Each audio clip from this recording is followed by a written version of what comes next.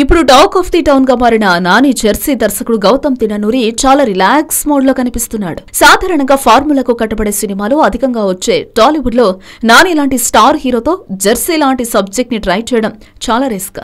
Shooting జరుగుతున్న టైంలో నాని అంత ధైర్యంగా తాను లేనని గౌతమ్ ఇటీవలే ఓ ఇంటర్వ్యూలో చెప్పాడు. దాన్ని బట్టి ఇది ఎంత టెన్షన్ పెట్టిందో అర్థం చేసుకోవచ్చు. ఇకపోతే గౌతమ్ నెక్స్ట్ మూవీ ఏంటి అనే దాని గురించి అప్పుడే ఫిలిం నగర్ సర్కిల్స్ లో చర్చ మొదలైంది. కొందరు స్టార్ హీరోలు అప్పుడే కాల్ చేసి కథలు అడిగారని, సిద్ధంగా ఉంటే డేట్స్ కూడా ఇస్తామని చెప్పారని ఇప్పటికే రకరకాల కథనాలు ప్రచారంలోకి వచ్చాయి.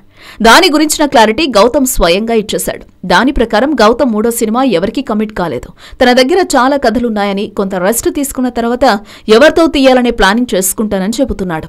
సో స్క్రిప్ట్లు సిద్ధంగా ఉన్నాయి, వాటికి తగ్గ హీరోలు దొరకడమే ఆలస్యం. అయితే చేసిన 2 సినిమాల్లోనూ సున్నితమైన భావోద్వేగాలు ఎంచుకున్న గౌతమ్ మూడో సినిమాను కూడా అదే పంధాలో తెరకెక్కిస్తాడా లేక కొత్తగా వేరే జానర్ ట్రై చేస్తాడా అనేది ఆలోచించాల్సిందే.